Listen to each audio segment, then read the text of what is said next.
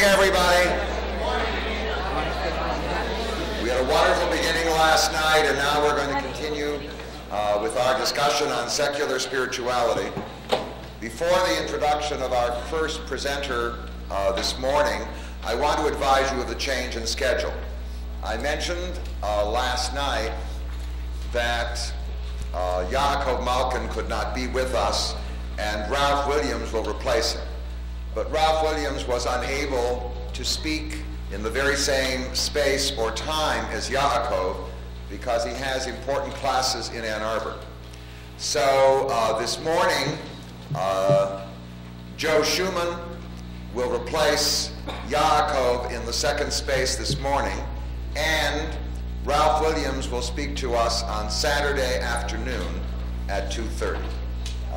And without further ado, my great pleasure to present the presenter of the presenter and the chair of the first session, Andre Essen.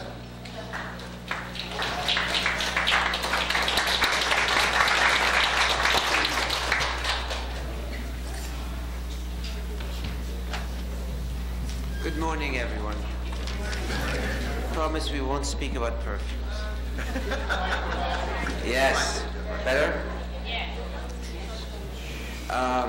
Today, it's my pleasure to introduce Professor Dan Cohn-Sherbok, who is currently a professor of Judaism at the University of Wales in Lancashire. Educated at Williams College, he was ordained a Reform rabbi at the Hebrew Union College, Jewish Institute of Religion, where he received a doctorate in divinity. He has served congregations in Alabama, Illinois, Pennsylvania, and as far away as South Africa and Australia. Professor Cohn-Sherbok received a doctorate in philosophy from Cambridge, and for many years has taught Jewish theology at the University of Canterbury. He has been a visiting professor at the University of Essex and a visiting professor of interfaith dialogue at Middlesex University. He is the author and editor of more than 50 books, including The Jewish Heritage, The Jewish Faith, The Future of Judaism, Understanding the Holocaust, and Islam in a World of Diverse Faiths. It's my honor to present to you Professor Dan Cohn-Sherbok.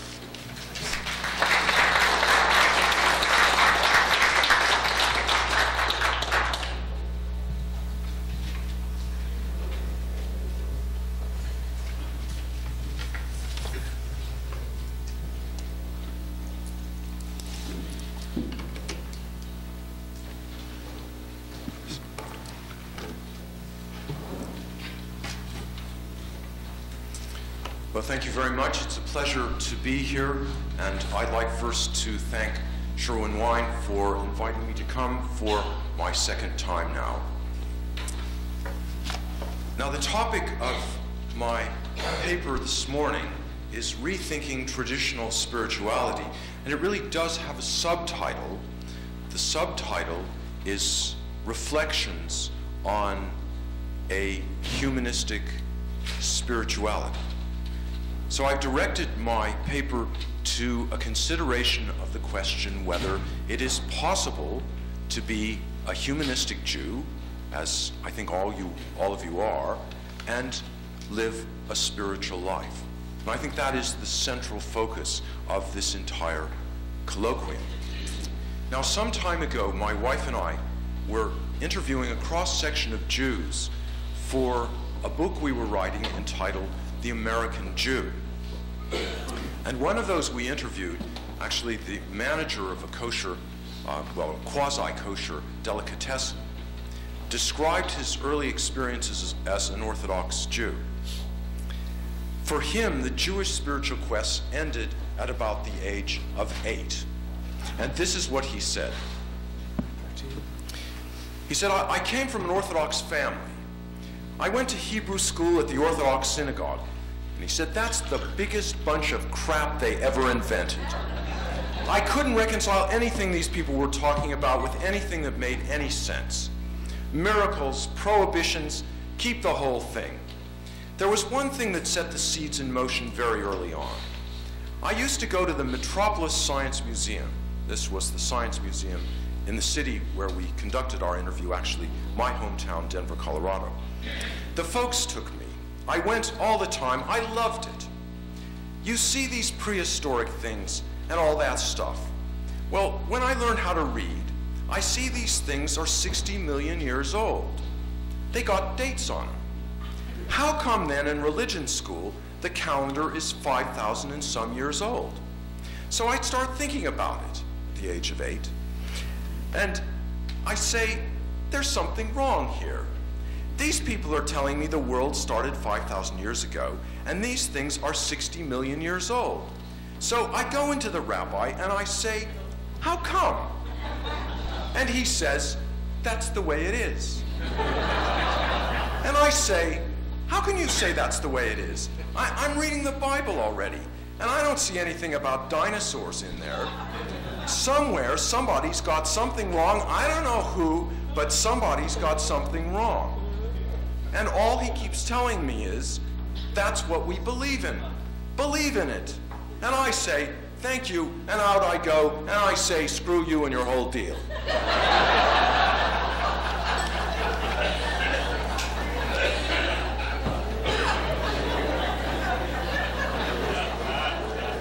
No, we didn't make it up. Honestly, that's what he said.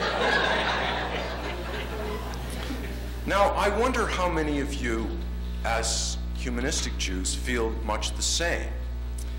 Believe in it. That's what we believe in, yet you can't believe in it, just as this little boy couldn't believe in it. For humanistic Jews, the entire religious edifice of traditional Judaism is implausible.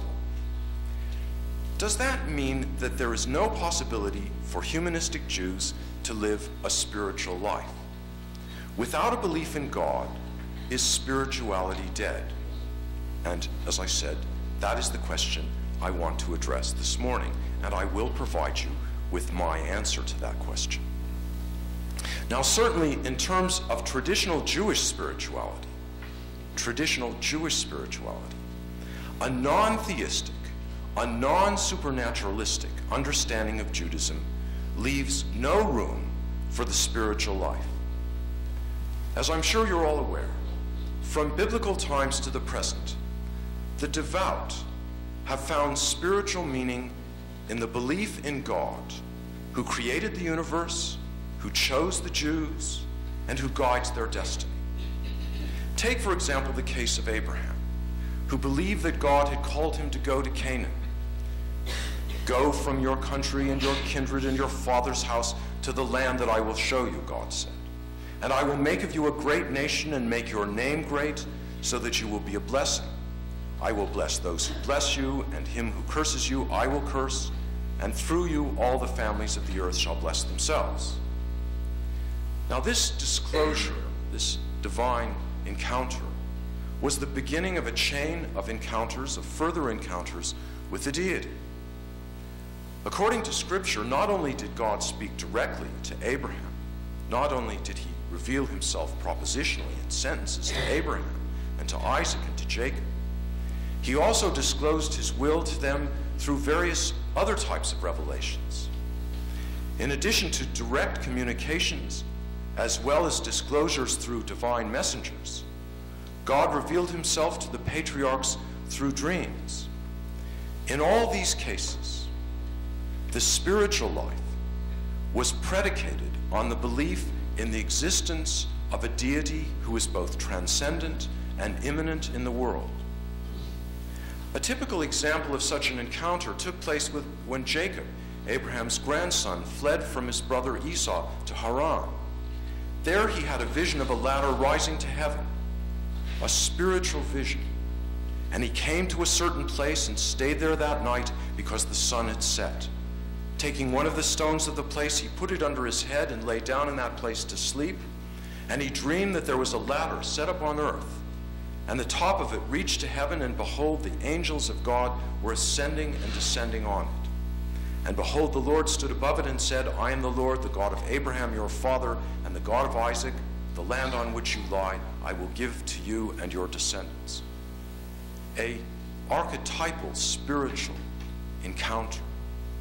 And such a vision of angels descending and ascending has served as a vehicle, a spiritual vehicle, for both Jewish and Christian mysticism through the centuries. As a symbol of the spiritual life, that image of angels ascending and descending with God up above. As a symbol of the spiritual life, this image represents the ascent of the soul heavenwards toward the divine, an archetypal spiritual symbol. Later in the history of ancient Israel, Moses, the leader of the nation, similarly experienced God in numerous ways. In the book of Exodus, God appears to Moses out of a burning bush, commanding that he deliver the Israelites from Pharaoh's harsh bondage. So a theophany of a very peculiar kind. And in this mysterious disclosure, God declared that the place where Moses stood was holy ground because of his presence there. Subsequently, when the ancient Israelites had escaped from Egypt, they entered the wilderness of Sinai. After traveling for 90 days, they encamped before Mount Sinai, where another divine theophany was manifest. God revealed his commandments in the presence of the entire nation. At Mount Sinai, they came to the foot of the mountain amongst thunder and lightning and the sound of the ram's horn to hear God's voice. Biblical spirituality was thus grounded in the conception of a personal God who communicates with his people in various ways. Now, this tradition carried on through the history of ancient Israel, as you know. Not only did the patriarchs and Moses receive God's word, the prophets too spoke in his name. This is traditional spirituality, biblical spirituality. In the 8th century BCE, for example, the prophet Isaiah was called by God in the temple to do his will. In the 6th chapter, he describes his vision. I saw the Lord sitting upon a throne high and lifted up, and his train filled the temple. Above him stood the seraphim, burning angels. Each had 6 wings, with 2 he covered his face, with 2 he covered his feet, and with 2 he flew. Then flew one of the seraphim to me, having in his hand a burning coal, which he had taken with tongs from the altar. And he touched my mouth and said, Behold, this has touched your lips, your guilt is taken away, and your sin is forgiven. And I heard the voice of the Lord saying, Whom shall I send, and who will go for us? 2 centuries later, the prophet Ezekiel, who had been exiled to Babylonia, had a similar experience of God's presence. But in this case, he had a vision of a divine chariot. Now as I looked at the living creatures, he said, I saw a wheel upon the earth besides the living creatures, one for each of the 4 of them. As for the appearance of the wheels and their construction, their appearance was like the gleaming of a chrysolite. And the 4 had the same likeness, their construction being, as it were, a wheel within a wheel. Such spirituality, mediated through God's presence, was not restricted to isolated individuals. The book of Psalms reflects the personal spiritual experiences of ordinary Jews who believed that they too were able to commune with God. Here are just a few examples, which I'm sure are all familiar to you. Hear when I call, O God of my righteousness, thou hast enlarged me when I was in distress. Have mercy upon me and hear my prayer. Again in Psalm 6, O Lord, rebuke me not in thine anger, neither chastise me in thy hot displeasure. Have mercy upon me, O Lord, for I am weak. Lord, heal me, for my bones are vexed. Or, the earth is the Lord's, and the fullness thereof, the world, and they that dwell therein. For he hath founded it upon the seas, and established it upon the floods. Who shall ascend into the hill of the Lord, or who shall stand in his holy place? He that hath clean hands and a pure heart. These sentiments found in the Psalms reflect the deep spiritual experience of those ancient Israelites who put their trust in the Lord, believing that he would not forsake his people. In the post-biblical world, Jewish sages continue to express their spiritual longings in a wide variety of rabbinic sources. Within early rabbinic literature, for example, Jewish sages engaged in theological speculation based on the biblical text. The aim of such exegesis was to uncover the underlying meaning of the biblical narrative and thereby instruct the faithful in God's ways. Alongside this interpretive endeavor, Jewish mystics of the early rabbinic period passed on doctrines of a secret nature concerning God's activity in the world. In this quest, both the first chapter of Genesis and the book of Ezekiel were of vital importance. Not only did Jewish mystics expound the nature of God's creative process, they were also anxious to comprehend the nature of the Merkavah, the divine chariot, as referred to in the prophet Ezekiel's vision. This scriptural source served as the basis for rabbinic speculation about the nature of the deity. It was the aim of the mystic to become a Merkavah rider, a chariot rider, so that he would be able to penetrate the heavenly mysteries. Again, the traditional Jewish spiritual quest. In the view of these mystics, it was widely believed that certain pious individuals could temporarily ascend into the unseen realm, and having learnt the deepest spiritual secrets, return to earth. These mystics were able to attain a state of spiritual ecstasy, to behold visions and hear voices. As students of this divine chariot, the Merkavah, they were the ones able to attain the highest degree of spiritual insight. A description of the experiences of these chariot mystics is contained in heavenly hall literature from the 7th to the 11th centuries CE. In order to make their heavenly ascent, they followed strictly ascetic disciplines, including fasting, ablution, and the invocation of God's name. And after reaching a state of spiritual ecstasy, the mystic was able to enter the 7 heavenly halls and attain a vision of the divine chariot. For the mystic, the supreme rank attainable by the soul is the mystical cleaving to God. The early Kabbalists of Provence defined this mystical cleaving as the goal of the mystic way. The goal was to cleave to God. As Isaac the Blind stated, the principal task of the mystics and of they who contemplate God's name is this: and you shall cleave to him, as Deuteronomy states in chapter 13, verse 4.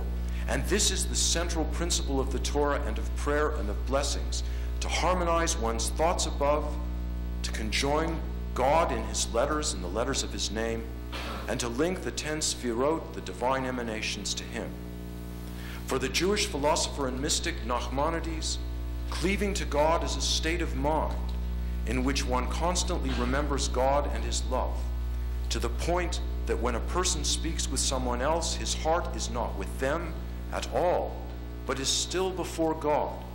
Whoever cleaves in this way to his Creator becomes eligible to receive the Holy Spirit, he said. Now, I could go on to describe the spiritual life of Jewish believers through the centuries, from medieval times to the present day. In all cases, Jewish spirituality was understood in similar terms as those I've already described. The life of the Spirit was directly connected to an experience and apprehension of the divine. In this respect, the notion of a non-theistic spirituality is utterly inconceivable. Without belief in God, there can be no spiritual life. Across the Jewish religious spectrum, from Orthodox Judaism to Reform Judaism, I think there would be a general consensus, not universal, but a general consensus that this is the case. Without belief in God, no spiritual life. Yet, it should be noted that a non-theistic form of spirituality is found in other faiths than Judaism. In other faiths than Judaism, there are non-theists, non-supernaturalists, who believe they can and do live a spiritual life. Now, that is the central point of this talk. It is found elsewhere. In Western religions, Judaism, Christianity, and Islam, the spiritual life is connected with a sense of God. And we all know that's so within Judaism. It is so within Christianity. It is so within Islam. It makes no sense to speak of a spiritual life traditionally without a belief in God, and without a belief that one can have access to the divine, without a belief in heavenly ascent and union with the deity. In Eastern religions, however, spirituality is often concerned with something else, with an awareness a person has of those elements in existence and experience which may be defined in terms of inner feelings and beliefs, something very different. They affect these inner beliefs and experiences, affect the way people see themselves, and they throw light for them on the purpose and meaning of life. So in some, not all, Eastern religions, there is a different concept of spirituality than what is found in traditional Judaism. Confucianism, for example, offers an illuminating illustration of the way in which a non-theistic spiritual life can serve as the basis for personal transcendence. And so I want to speak first briefly about Confucianism. Born in about 551 BCE in Shantung province, Confucius grew up in modest circumstances. In his early 20s, he became a tutor. His reputation spread rapidly, and he attracted a wide circle of ardent followers. Adopting a Socratic approach, like Socrates in the dialogues, he conversed on problems his students posed, as Socrates did, citing readings and asking questions. And throughout his life, he focused on ethical ideals. Throughout Confucius' life, Confucius was concerned about the moral way to live. In his view, the moral life is of paramount importance. Typical among his teachings was the following, and I quote, "Is not he a true philosopher who, though he be unrecognized, cherishes no resentment? What you do not wish done to yourself, do not do to others," he said. "I will not grieve that others do not know me. I will grieve that I do not know others. Do not wish for quick results, nor look for small advantages." Those were among his teachings. In the quest to shift the focus of Chinese religion from heaven to earth, the focus from heaven above to earth below, Confucius continually drew conversations about otherworldly matters back to discussions about human relationships. Asked about serving the spirits of the dead, he answered, "When you are not yet able to serve people, how can you serve the spirits?" Asked about death, he replied, "You do not yet understand life. How can you understand death?" Here then we find a striking example of a this-worldly spirituality in Confucianism, far removed from the otherworldly focus of the Jewish faith. Again, Taoism or Taoism demonstrates the possibility of a non-theistic form of spirituality. According to tradition, Taoism originated with Lao Tse, who was born in China in about 604 BCE. Disappointed by his people's disinclination to cultivate natural goodness, he sought greater personal solitude for his final years, and he climbed on a water buffalo and rode westward toward Tibet. And in his work, The Way and Its Power, the Tao Te Ching, he left a testament to humanity's at-homeness in the universe. The Tao, or the Tao, he explained, is the way of ultimate reality. It cannot be perceived or even clearly conceived, for it is too vast for reason to understand. Nonetheless, it is the ground of all being. As the way of the universe, it is the norm, the rhythm, and the driving power in all nature. Basically, spirit rather than matter, it cannot be exhausted. The Tao also refers to the way of human life when it meshes with the Tao of the universe. The object of philosophical Taoism or Taoism is to align one's everyday life to the Tao. In this process, Taoists reject self-assertiveness and competition. There must be a reverential concern for all human beings and nature itself. Here then, as in Confucianism, is another example of Eastern spirituality devoid of supernaturalism. A final example is Theravada Buddhism. Born about 563 BCE in Nepal. Siddhartha Gautama was born into a rich family. However, at a young age, he abandoned his home in the search for an answer to the puzzle of suffering. In time, he achieved enlightenment, as exemplified by the following story. When people came to the Buddha and they asked what he was, not who are you, but what are you? Are you a god, they asked? No, he said. An angel? No, he said. A saint? No, he said. Then what are you, they asked. Buddha answered, I am awake. Such enlightenment, possibly like humanistic enlightenment, was the result of uncovering the source of human suffering. According to the Buddha, human striving is the cause of misery. It's because we strive that we suffer. The goal of human life, he declared, is to abandon desire and then abandon suffering. When we are selfless, without self, we are free. In expounding this doctrine, Buddha outlined an eightfold path consisting of moral action, involving right knowledge, right aspiration, right speech, right behavior, right livelihood, right effort, right mindfulness, and right absorption. Throughout his life, Buddha advocated this moral approach to life, but it was an approach devoid of the supernatural.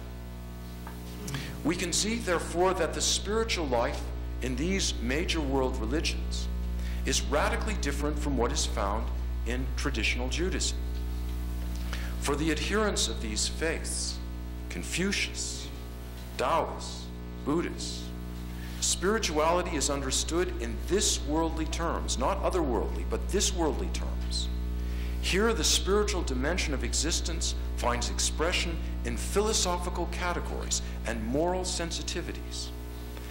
Thus, in light of such an Eastern conception of spirituality, the concept, I think, of a non-theistic spirituality is perfectly plausible and comprehensible.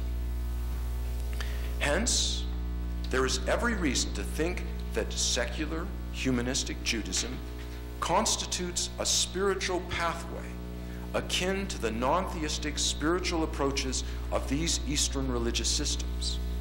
Like Confucianism, Taoism, and Theravada Buddhism, humanistic Judaism offers a non-supernaturalistic philosophy of life. From its origins, as you know better than I, humanistic Judaism has advocated a naturalistic interpretation of the Jewish tradition focusing on the value of human life.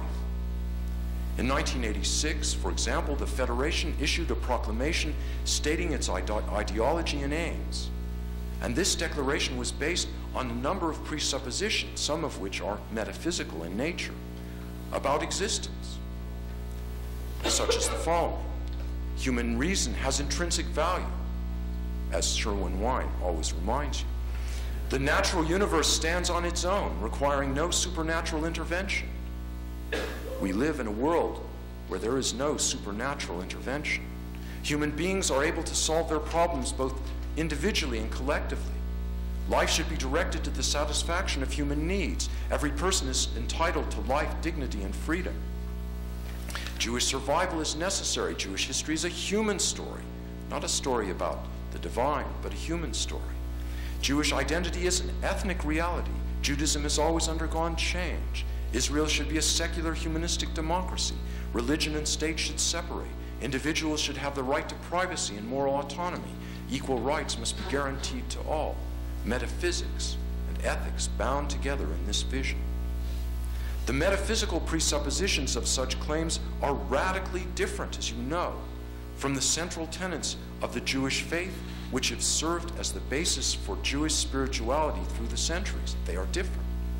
Yet, given the existence of non-supernaturalistic spirituality in a number of the world's faiths, I believe that a humanistic philosophy of human existence can similarly provide a framework for spiritual living in the modern world. As you all know, this has been the aim of the movement from its inception. Thus, Jewish holidays are celebrated because of their historical and religious significance insofar as they promote humanistic values. The Sabbath, for example, is viewed within humanistic Judaism as a day of peace and restoration and study. And like the adherents of the other branches of contemporary Judaism, humanistic Jews also view the New Year as spiritually significant. It is not just a holiday, it is of spiritual meaning. It is a time for reflection, renewal, and new beginnings. The three pilgrim festivals, Passover, Sukkot, and Shavuot, also have important spiritual significance. Passover teaches the lesson of liberation, extolling the quest for freedom. Sukkot is significant in that it symbolizes human mastery of the environment. Shavuot celebrates the study of Jewish sources. Hanukkah is seen as an endorsement of human dignity, ingenuity, and hope. Purim is interpreted as a celebration of Jewish heroism. Tu B'Shvat affirms the commitment to Jewish survival. And in a similar vein, life cycle events within humanistic Judaism are perceived as having universal significance. In each case, the commemorations associated with these celebrations are symbolically significant in terms of their ethical and their spiritual implications. Humanistic Judaism thus constitutes a decisive departure from the Jewish past, from traditional Jewish spirituality. It's designed for those unable to subscribe to a belief in a supernatural deity, but who nonetheless desire to identify as Jews. Yet despite such a decisive departure from the Jewish past, humanistic Judaism as a secular, non-theistic ideology does offer, I believe, a spiritual framework for Jewish living. And as I emphasized from the outset, such spirituality is, it must be noted, radically different from traditional Jewish spirituality, which is infused with an awareness of God's presence and his action. However, the absence of such supernatural convictions does not mean that humanistic Jews are incapable of living spiritual lives, I think. On the contrary, like Confucius, Taoists, and Buddhists, humanistic Jews can embrace a spiritual mode of existence. They can, and they do. Now, as far as a philosophy of life is concerned, like the philosophy of life found in these Eastern religions, in various writings, and here I want to refer to Sherwin Wine's writings. I hope he won't mind. He won't mind, will he?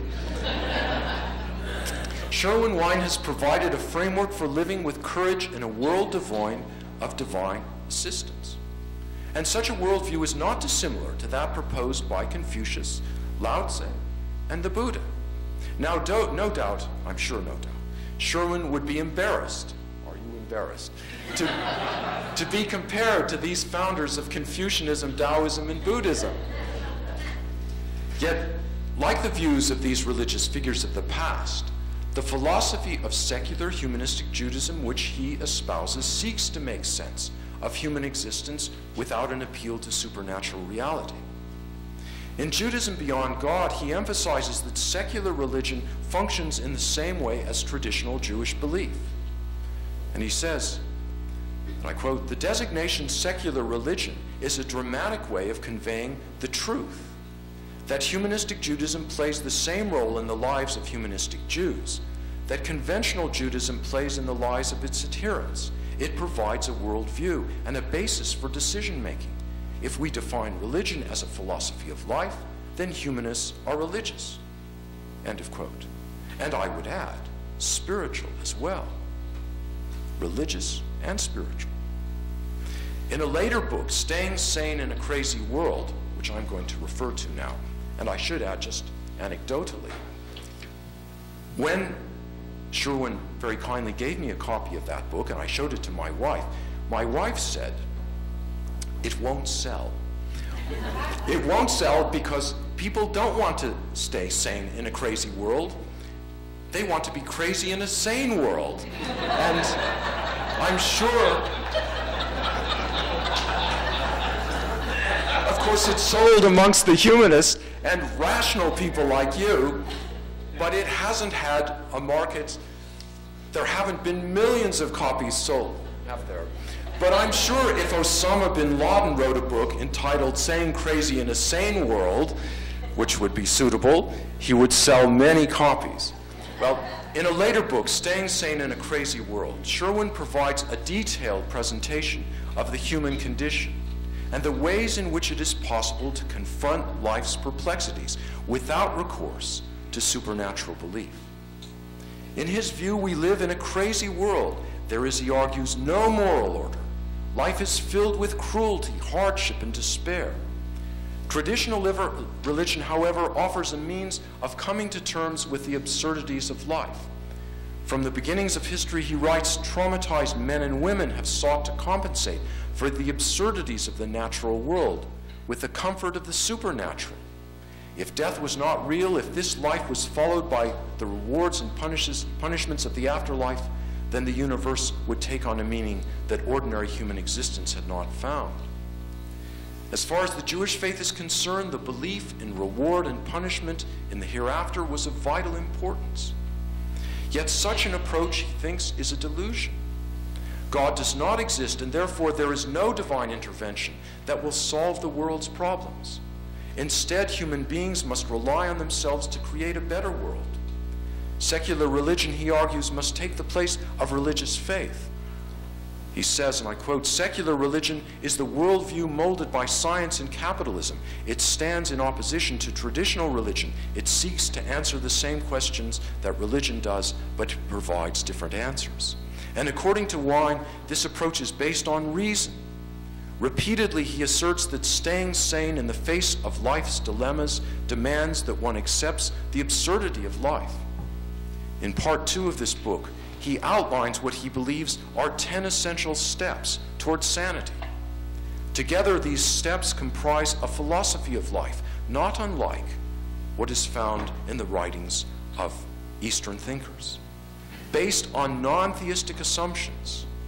And understanding spirituality in its broadest sense, these principles can function as a means of living a secular life of Jewish spirituality. First, according to Wine, all illusions must be dismissed. In particular, the grand illusion of reward and punishment in the hereafter must be abandoned. That's what we must abandon. Dismissing the grand illusion, he writes, is a necessary tearing down of the walls of resistance that prevents us from touching reality and making it work for us. The philosophical band-aid cannot be removed in shreds, it has to be ripped off.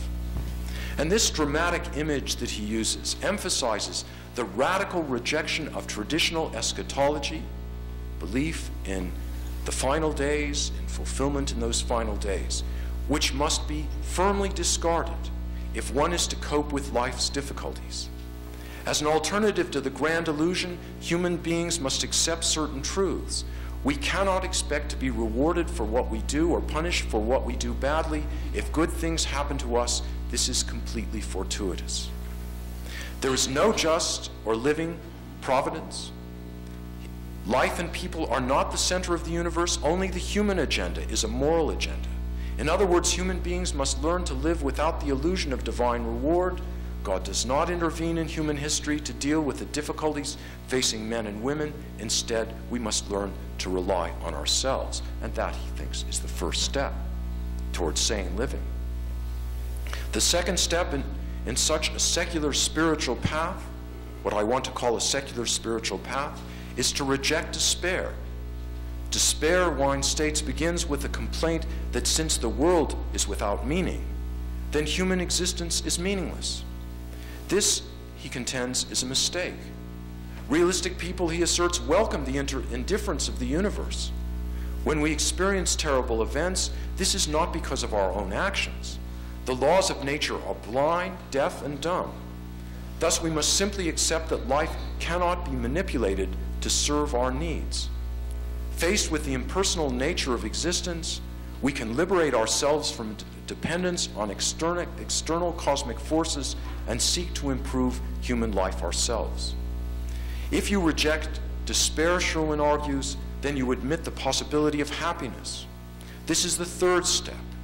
Choosing happiness is both realistic and rational, he thinks.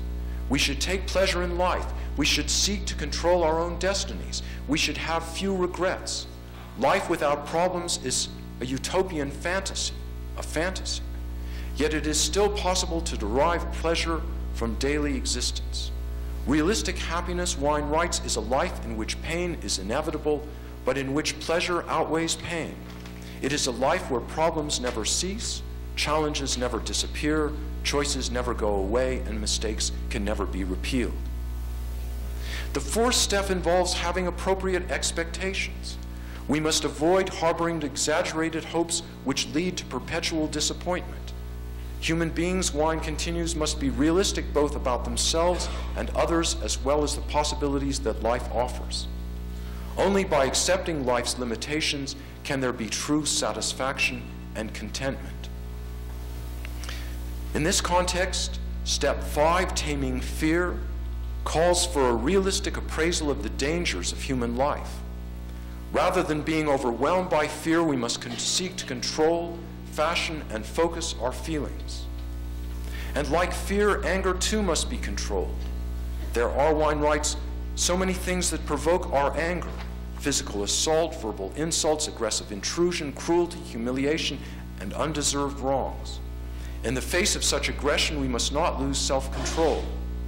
We should accept anger as a necessary feature of human existence, but it must be used wisely. The seventh step is constructive love. In human relationships, love should not be unconditional. Love without responsibility is nothing more than irrational masochism. When abusive and destructive people threaten the happiness and survival of both individuals and communities, he writes, they cannot be loved without violating values more important than love. Rather, love should be based on mutual giving. Another powerful emotion, guilt, also needs to be contained. Irrational guilt should be avoided. The eighth step involves controlling guilt so that it is productive and positive. Guilt can lead to the embracing of strangers. Guilt can operate even where there is no love. Guilt can lead to courageous acts of duty. Rational guilt can impel one to reasonable moral actions, cementing the bond between self and community. In all this, one must seek to live courageously. This is the ninth step. Mental strength is the strength of will. It is the strength to deal with the world as it is. Strong, realistic individuals do not fight reality. They may prefer life to be different from what it is, but they are willing to create a better world. Strong people repudiate childlike strategies for living. Instead, they rely upon themselves. Finally, the search for beauty is the culmination of this quest for inner, not outward, but inner directedness. Beauty, Sherwin writes, is a symbol of life and of all that we require for survival and happiness. By its very existence, it conveys hope. That is why it inspires us. That is why it stimulates our wonder. Even when it is involved with the morbid themes of death and war, it suggests heroic defiance or inner strength. As human beings, we thrive on symbols, especially the symbols that announce our commitment to life. And so that is the tenfold path, the Wine tenfold path, a spiritual mode of existence.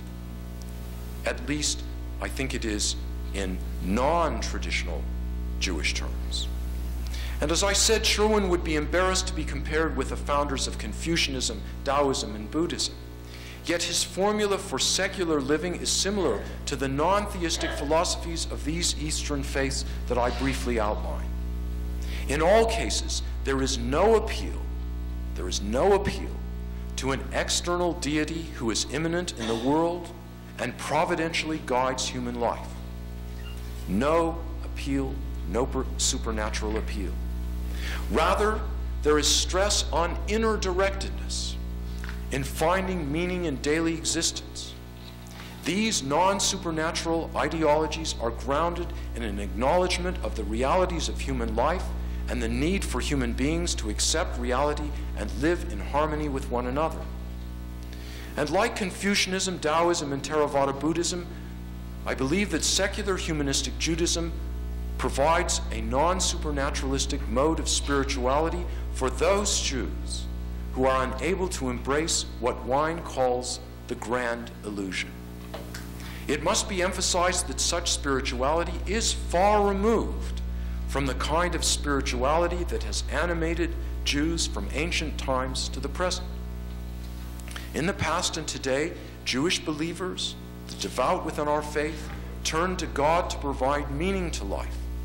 Spiritual sustenance is derived from fervent belief in a God who created the universe, chose the Jews, and guides their future to its fulfillment in the eschaton. Yet the courage to face facts and not run away from them, what I see as the hallmark of humanistic Judaism, constitutes an alternative form of spirituality, an alternative form, which can be a source of dignity and self-respect.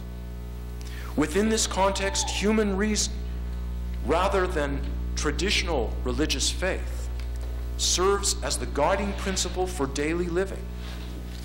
The reinterpretation of the Jewish religion using humanistic categories and the religious lifestyle based on this understanding of the tradition offers modern Jews a spiritual mode of religious observance in contemporary society.